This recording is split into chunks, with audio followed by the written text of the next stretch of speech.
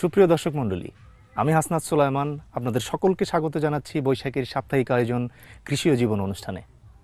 আমাদের আজকের অনুষ্ঠানের বিষয় বাণিজ্যিকভাবে মৌ চাষ।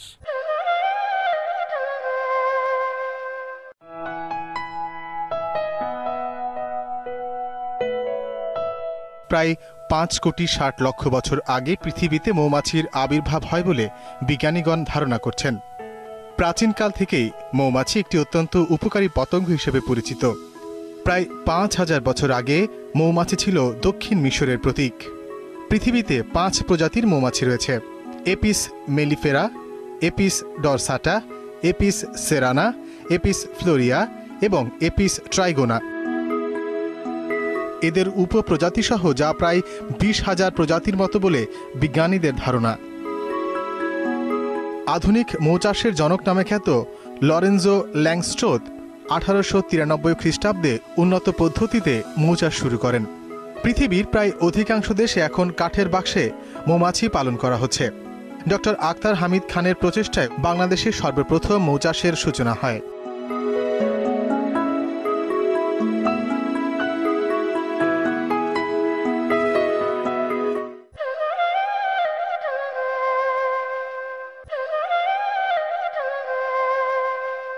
সুপ্রিয় দর্শক, আমাদের আজকের অনুষ্ঠানের এই পর্যায়ে আমরা বিসিকের সহায়তায় ঢাকার অদূরে ধামরাইয়ে একটি মৌ খামার প্রকল্প পরিদর্শনে গিয়েছিলাম।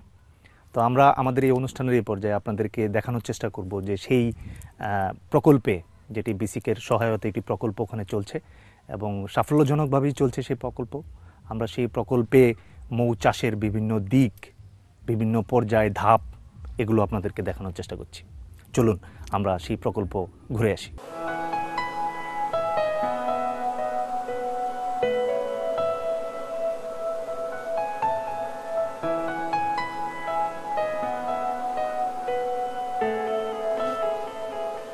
আমাদের দেশে প্রধানত 4 প্রজাতির মৌমাছি দেখা যায়: Apis mellifera, Apis dorsata, Apis সেরানা ও এপিস ফ্লোরিয়া। এই 4 প্রজাতির মৌমাছির মধ্যে এপিস সেরানা ও এপিস মেলিফেরা পালন বাণিজ্যিকভাবে লাভজনক। প্রাকৃতিক পরিবেশ থেকে মৌমাছি ধরে এনে বাক্সে পালনের সুনিয়ন্ত্রিত ব্যবস্থাকে মৌচাষ বলা হয়। বাংলাদেশ ক্ষুদ্র কুটির শিল্প কর্পোরেশনের আওতায় আমরা এখন মৌমাছি পালন প্রক্রিয়ায় যে প্রকল্প গ্রহণ করেছি সেটি মূলত আমাদের 2012 সালে শুরু হয়েছে এবং 2017 সালে এটি শেষ হবে, অর্থাৎ 5 বছরের জন্য আমাদের এই প্রকল্পটি আছে। এই প্রকল্পের জন্য আমাদের যে অর্থায়নের ব্যবস্থা আছে সেটি 9,36,00,000, তার মধ্যে 2 কোটি আছে আমাদের ঋণ প্রদানের জন্য। বিসিক 1957 সালে যখন আমাদের এই বিসিক প্রতিষ্ঠিত হয়, তারপরে 1963 সাল থেকে এই কার্যক্রম আমরা শুরু করেছি। সর্বশেষ পর্যায়ে যে প্রকল্পটি আছে এটি অত্যন্ত একটি ভালো প্রকল্প বলে আমি মনে করি। আমাদের এই প্রকল্পের আওতায় বর্তমান অর্থবছরে 44টি জেলাতে আমাদের বিভিন্ন প্রশিক্ষণ কর্মসূচি পরিচালনা করা হবে। এর মধ্যে আমরা 500 জনকে আমরা নতুন হিসাবে প্রশিক্ষণ দেব এবং 440 জনকে দক্ষতা উন্নয়নে আমরা প্রশিক্ষণ দেব। আর সর্বমোট আমাদের অন্যান্য কার্যক্রম সহ 1380 জনের বিভিন্নমুখী প্রশিক্ষণ আমরা পরিচালনা করব। আর মধু চাষ বা মৌ চাষ প্রকল্পের আওতায় আমাদের অনেক মানুষ এখন কিন্তু জীবিকার একটা উৎস হিসেবে এটি গ্রহণ করেছে এবং আমাদের বর্তমানে প্রায় 7,000 মৌচাষী বাংলাদেশে এই কাজে নিয়োজিত আছে। এটি একটি অর্থনৈতিক কর্মকাণ্ডের জন্য একটি বিশাল ক্ষেত্র বলে আমি মনে করি, কিন্তু সেই জায়গাটাতে আমাদের অনেকেরই এখনো পর্যন্ত অজানা রয়ে গেছে, অনেকেরই সেই বিষয়ে আগ্রহ নেই। আমরা জনসচেতনতা সৃষ্টির জন্যই এই প্রকল্প আমরা হাতে নিয়েছি। পাশাপাশি আরও একটি কথা আমি বলতে চাই, সেটি হলো সুন্দরবন এলাকায় কিন্তু অনেক মানুষ প্রাকৃতিকভাবে মধু আহরণ করতে গিয়ে সেখানে বাঘের মুখে তারা পড়ে এবং সেখানে তারা অনেক বিপদের সম্মুখীন হয়। কাজে সেই জায়গাগুলোতেও কিন্তু আমাদের একটা তাদের সেফটির জন্য নতুন করে এই প্রকল্পের মাধ্যমে আমরা সেই এলাকার মোয়াল যারা আছে তাদেরকে আমরা সহায়তা দিতে পারি। কাজে এটি অত্যন্ত একটি চমৎকার একটি প্রকল্প এবং আমরা বিভিন্নভাবে যারা মৌচাষের সাথে সম্পৃক্ত আছে তাদেরকে সহায়তা প্রদান করছি, পরামর্শ দিচ্ছি, প্রশিক্ষণ দিচ্ছি, আমরা মধু নিষ্কাশনের জন্য যন্ত্র দিচ্ছি এবং ধোঁয়াদানি, মৌ বাক্স, হাত মোজা ইত্যাদি সরবরাহ করে তাদেরকে সহায়তা দিচ্ছি এবং আমরা ঋণও প্রদান করছি অনেককে। মোটামুটি এই ধরনের কার্যক্রম আমরা পরিচালনা করছি এবং আমি আশা করি যে আমাদের দেশের কিছু সংখ্যক বেকার যুবক যুবা যারা আছেন তারা কিন্তু উপকৃত হবে।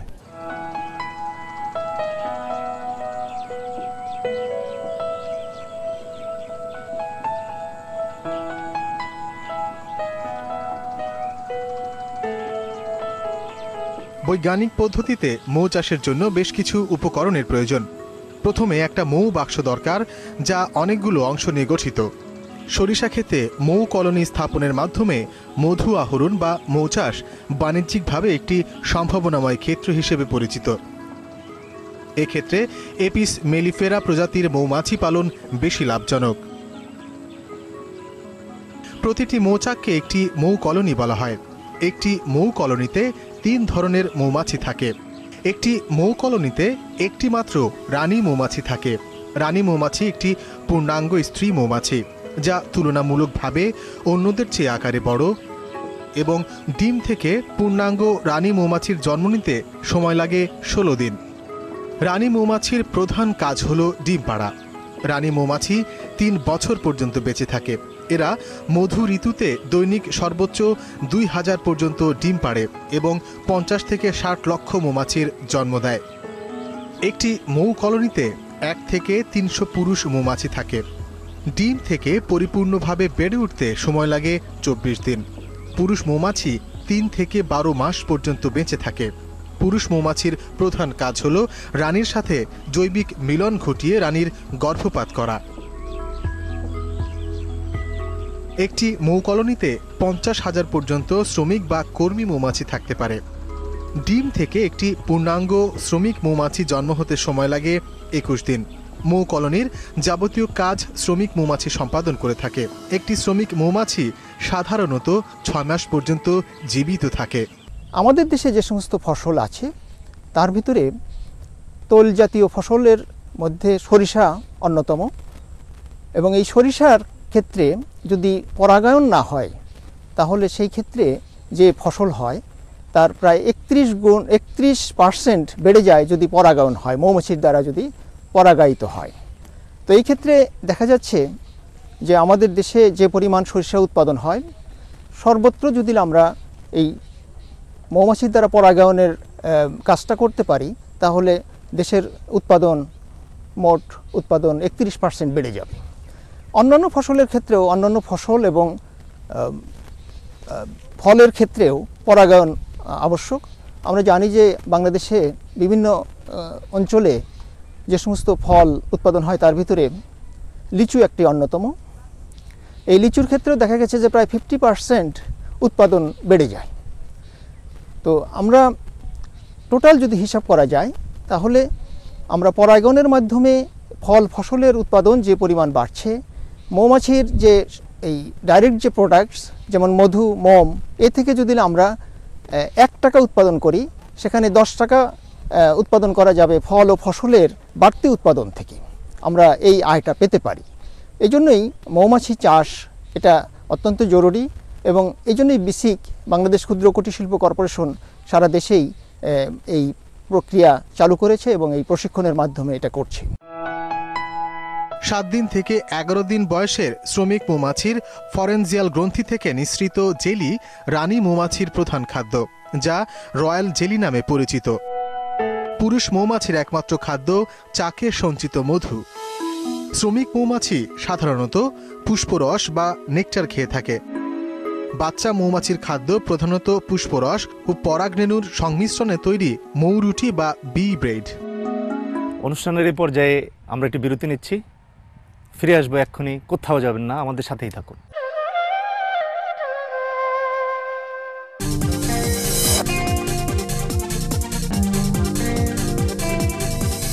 বিরতির পর আবারও ফিরে আসলাম কৃষি ও জীবন অনুষ্ঠানে। আমাদের সঙ্গে থাকার জন্য আপনাদেরকে ধন্যবাদ। প্রকৃতিতে যখন খাদ্যাভাব দেখা দেয়, অর্থাৎ পুষ্পরস ও পরাগরেণুর স্বল্পতা থাকে, তখন কৃত্রিম খাদ্য দিতে হয়।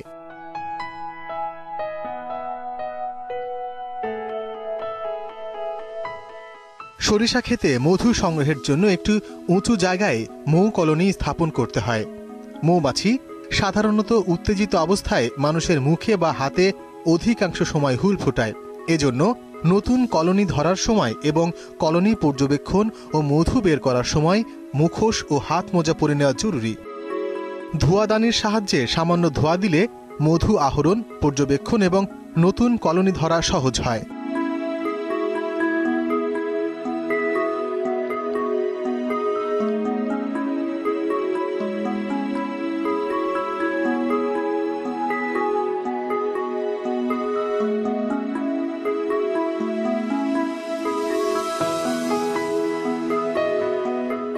মৌ কলোনির কোনরূপ ক্ষতি সাধন না করে এ যন্ত্রের সাহায্যে মধু বের করে নেয়ার পর মৌমাছি অতি দ্রুত সে চাকে মধু জন্মাতে শুরু করে।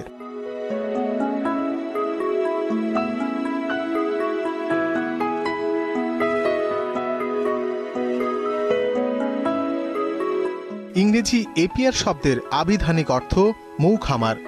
মৌখামারে মৌ কলোনির পরিচর্যা, ব্যবস্থাপনা, মধু উৎপাদন, কলোনি বিভাজনের মাধ্যমে মৌমাছির সংখ্যা বৃদ্ধি, স্থানান্তর ইত্যাদি কার্যক্রম পরিচালিত হয়ে থাকে। মৌ পালনে আগ্রহী হলে প্রথমেই কোনো অভিজ্ঞ মৌপালক কিংবা প্রশিক্ষণ দানকারী প্রতিষ্ঠান থেকে জ্ঞান লাভ করা জরুরি। আমরা যে 2000 জন নতুন মৌচাষী তৈরি করব, তাদেরকে হাতে কলমে শিক্ষা দেওয়ার জন্য প্রশিক্ষণ সময় একটি করে নতুন মৌ বাক্স আমরা তাদেরকে দেব এবং এই প্রতিটি কোর্সেই 10 জন করে প্রশিক্ষণার্থী অংশগ্রহণ করবে। এই 10 জন প্রার্থী নতুন মৌচাষীর ক্ষেত্রে একটি করে মধু নিষ্কাশন যন্ত্র প্রদান করা হবে। নতুন এবং মৌয়ালদের দক্ষতা উন্নয়ন প্রশিক্ষণ কোর্সটি 2 সপ্তাহ ব্যাপী, আর বিদ্যমান মৌচাষীদের যে প্রশিক্ষণ দেওয়া হবে সেটি 1 সপ্তাহ ব্যাপী। আমরা এই চলতি 2013-14 অর্থ বছরে দেশের 44টি জেলায় মৌচাষ প্রশিক্ষণ প্রদান করব, যার বিজ্ঞপ্তি আমরা গত ডিসেম্বর মাসে পত্রিকায় প্রকাশ করেছি। সংশ্লিষ্ট জেলাসমূহের নাম উল্লেখ করে সেই সমস্ত জেলার উৎসাহী উদ্যোক্তাগণ বিসিকের জেলা শিল্প সহায়ক কেন্দ্রে যোগাযোগ করে এ সকল প্রশিক্ষণে অংশগ্রহণ করতে পারবেন এবং একই সঙ্গে তারা তাদের নাম সেখানে তালিকাভুক্ত করতে পারবেন, যাতে করে পরবর্তী কোর্সগুলোতে আমরা তাদের মধ্য থেকে আগ্রহী উদ্যোক্তাকে প্রশিক্ষণ দিতে পারি। 1 কিলোগ্রাম মধু তৈরি করার জন্য 1,20,000 থেকে 1,50,000 অনুসন্ধানী মৌমাছিকে মধু সুধা বহন করতে হয়। ফুল বা উৎসের অবস্থান যদি 1500 মিটারের মধ্যে হয়, তাহলে ফুল থেকে মৌচাকে এবং মৌচাক থেকে ফুলে ছুটে বেড়াতে হয় প্রায় 3 লক্ষ কিলোমিটার দূরত্ব। এই প্রকল্পের আওতায় আমরা সাতক্ষীরা অঞ্চলে একটি মধু প্রক্রিয়াকরণ সেন্টার স্থাপন করব, যেখানে মৌচাষীগণ তাদের উৎপাদিত মধু সুষ্ঠুভাবে প্রক্রিয়াকরণ করে বাজারজাতকরণ করতে সহায়তা পাবেন। আমরা এই উৎপাদিত মধুর বাজার এবং বিপণনের সুবিধার জন্য দেশের বিভিন্ন অঞ্চলে মেলা আয়োজন করে থাকব। এই প্রকল্পের আওতায় 5টি মেলা অনুষ্ঠিত হবে। কৃষিপ্রধান বাংলাদেশের অর্থনৈতিক অগ্রগতিতে মৌমাছির অবদান অনস্বীকার্য। মৌমাছি তার খাদ্য সংগ্রহের জন্য বিভিন্ন ফুলে বিচরণ করে, ফলে স্বয়ংক্রিয়ভাবে সংগঠিত হয় পরাগায়ন, যা ফল এবং ফসলের উৎপাদনের অন্যতম পূর্ব শর্ত। আমার নাম আব্দুল মালিক। এনে আল্লাহ দিলে এই মৌচাষী আহনে আমাকে খুব উপকার হয়েছে। আমরা আগে সার, তারপর দেখে বিষ খুব দেওয়ান লাগছে, এই আইলা ভাঙ্গিয়া তারপর দিয়ে বিষ দেওয়ান লাগছে মানুষ নুন হয়ে, কিন্তু এখন আমাকে বিষও দেওয়া লাগে না, কিছু নেই। আল্লাহ দিলে খুব উৎপাদন হয়েছে শস্য ক্ষেত্রে। আগে মৌ বাক্স আসার আগে কেমন ফসল পেয়েছেন আর আসার পরে কেমন? না, আগে আমরা সব ফসল বেশি পাই নাই, আর এখন মৌমাছি এখন আমাকে ফসলও বাড়ছে। কিরকম যদি একটু পরিমাণে বলেন? ওর মনে বোঝেন 6 থেকে 7 মণ শস্য পাই এখন। আর আগে পেয়েছেন? আগে 4 থেকে 3 মণ। বাংলাদেশ এপিকালচার সোসাইটির প্রকাশিত তথ্য মতে বাংলাদেশে প্রায় 1200 টন মধু উৎপাদিত হচ্ছে। অভ্যন্তরীণ বাজারে মধুর চাহিদা প্রায় 3000 টন এবং এই শিল্পের সাথে প্রায় 2 লক্ষ মানুষ জড়িত। মৌমাছি আমাদেরকে দান করে প্রকৃতির উৎকৃষ্ট পানীয় মধু। রোগ নিরাময় এবং প্রতিষেধক হিসাবে মধুর ভূমিকা অনন্য। মধু একটি প্রাকৃতিক নির্যাস। মধুর গুণাবলী আসলে বলে শেষ করা যায় না। আমরা যদি শরীরের প্রত্যেকটি অঙ্গের কথা চিন্তা করি, প্রত্যেকটির উপরেই কিন্তু মধুর অনেক উপকারিতা আছে। যেমন আমরা যদি আমাদের ব্রেইন থেকে শুরু করি, আমাদের ব্রেইনের কার্যক্ষমতা বাড়ানোর জন্য কিন্তু মধুর অনেক ভূমিকা আছে। আমরা সারাদিন যে কাজগুলো করছি, আমাদের বডিকে কার্যক্ষম রাখার জন্য, সক্ষম রাখার জন্য মধু কিন্তু অনেক কাজ করে থাকে। এছাড়াও আমাদের চোখের দৃষ্টি বাড়ানোর জন্য, যারা স্থূলকায় ব্যক্তি তাদের ওজন কমানোর জন্য, যাদের হার্ট ডিজিজ আছে, ডায়াবেটিস আছে, ওনাদের এই ডায়াবেটিস কন্ট্রোল করার জন্য এবং হার্ট ডিজিজটাকে যাতে প্রিভেন্ট করতে পারি, প্রতিরোধ করতে পারি, সেজন্য কিন্তু মধুর অনেক কার্যকরী ভূমিকা রাখে। আমাদের শরীরে যে ব্যাড কোলেস্টেরল যেটি আছে সেগুলোকে এটি কমায় এবং যে ভালো কোলেস্টেরল আছে যেটিকে আমরা বলি হাই ডেন্সিটি লাইপোপ্রোটিন, এটিকে বাড়িয়ে দেয় মধু। এছাড়াও আমাদের যে কফ বা শ্বাসতন্ত্রের প্রদাহ, এগুলোকে মধু প্রতিরোধ করে এবং অ্যালার্জিক যে রিয়াকশন বডিতে হয় সেগুলোকেও প্রতিরোধ করে। মধুর যেটি রোগ প্রতিরোধক ক্ষমতা সেটি কিন্তু অপরিসীম। এটি ব্যাকটেরিয়া, ফাঙ্গাল এবং ভাইরাসজনিত সকল ইনফেকশনকে এটি প্রতিরোধে সক্ষম। আমাদের যে কোনো যদি ক্ষত হয় বডিতে কোনো, সেই উন্ড হিলিংয়ে এটা অনেক সহায়তা করে। এছাড়াও বার্ন যদি হয়, বার্নে আপনারা জানেন যে গা পুড়ে গেলে মধুর একটি প্রলেপ দেওয়া হলে কিন্তু সেখানে ইনফেকশনটা অনেক কম হয় এবং সেই বার্নের যে ক্ষতটা সেটা খুব তাড়াতাড়ি শুকাতে সাহায্য করে মধু। এছাড়াও যে গ্যাস্ট্রিক আলসার অথবা যে কোনো শরীরে যে কোনো আলসার, এটির নিরাময়েও মধু সহায়ক ভূমিকা রাখে। ৬৮,০০০ গ্রামের প্রতিটিতে যদি গড়ে ৫ জন মানুষ মৌমাছি পালন করেন, তাহলে এ খাতে প্রায় ৩ লক্ষ মানুষের কর্মসংস্থান হতে পারে। এতে করে কৃষি উৎপাদন বহুলাংশে বৃদ্ধি পাবে। গবেষণার যথাযথ পরিবেশ নিশ্চিত করা গেলে অভ্যন্তরীণ চাহিদা মিটিয়ে বিদেশে রপ্তানির মাধ্যমে বিপুল পরিমাণ বৈদেশিক মুদ্রা অর্জন করা সম্ভব বলে বিশেষজ্ঞদের অভিমত। আমি মনে করি যে শুধু বিসিক না, অন্যান্য আরও যারা প্রতিষ্ঠান আছে তারা এগিয়ে আসবে। এগিয়ে এসে চাষিদেরকে কিভাবে প্রশিক্ষণ দেওয়া যায়, উন্নত মানের প্রশিক্ষণ। আমরা কিন্তু শুধু এখন প্রশিক্ষণ দিচ্ছি কিভাবে মধু কালেকশন করা যায়, আমি এখন সেটাতে যাব না। আমার কথা হচ্ছে যে উন্নত মানের কোনো প্রশিক্ষণ শুধু মধুর জন্য নয়, আমরা কিভাবে রয়্যাল জেলি হারভেস্ট করি, আমাদের ইন্টারন্যাশনাল মার্কেট খুঁজতে হবে, কারণ প্রচুর রিসোর্স রয়েছে এটাতে। এখান থেকে আমরা হিসাব করে দেখেছি প্রায় ১,০০০ কোটি টাকার এখানে ফিনান্সিয়াল ব্যাপার জড়িত আছে এই টোটাল সেক্টরটাতে। সেখানে কিন্তু আমরা এক্সপ্লোর করতে পারিনি, এখনও ফুল লেভেলে এটাতে যেতে পারিনি। তা আমি অ্যাট দ্য সেম টাইম বলবো যে যারা এই লাইনটাতে কাজ করছেন, বিশেষ করে গবেষণা করছেন, তাদেরকে আসলে গভর্নমেন্টের উচিত হবে যে এই লাইনটাতে কিভাবে তারা প্যাট্রোনাইজ করবেন বা অর্থায়ন করে এই লাইনটাকে ডেভেলপ করে নিয়ে আসবেন। আর যারা সম্প্রসারণ আছেন, যেমন বিসিক যে কাজটি করতেছে, প্রশিক্ষণ দিয়ে যাচ্ছেন, তারা যদি আরও ভালোভাবে প্রশিক্ষণ সারা বাংলাদেশে করিয়ে দিতে পারে, তাহলে এই বিকিপিং যে প্র্যাকটিসটি এটি কিন্তু সারা বাংলাদেশে চালু হবে। মৌমাছি উদ্ভিদের বংশরক্ষায় পরাগায়নের মাধ্যমে যেমন সাহায্য করে, উদ্ভিদও অনুরূপভাবে ফুলের মাধ্যমে মৌমাছির খাদ্য বা পুষ্পরস দিয়ে থাকে। এভাবে একে অপরের পরিপূরক হিসেবে টিকে থাকে, পরিবেশের ভারসাম্য রক্ষা করে। তাই গাছ এবং মৌমাছি পালনের উপযুক্ত পরিবেশ নিশ্চিত করার দায়িত্ব আমাদের সকলের। আমরা আমাদের অনুষ্ঠান জুড়ে আপনাদেরকে যে প্রজাতির মৌমাছি পালন দেখানোর চেষ্টা করেছি, একটি হচ্ছে এপিক্সেরানা এবং আরেকটি হচ্ছে মেলিফেরা প্রজাতির। এই বক্সে যে প্রজাতির মৌমাছি পালন করা হচ্ছে এটি আসলে এপিক্সেরানা প্রজাতির। এটি স্থানীয় জাত বলা হয় এবং এই প্রজাতির মৌমাছির একটি ভালো গুণ হচ্ছে যে এই প্রজাতির মৌমাছিগুলো প্রচুর পরিমাণে ফুল থেকে ফুলে ভ্রমণ করে বেড়ায়।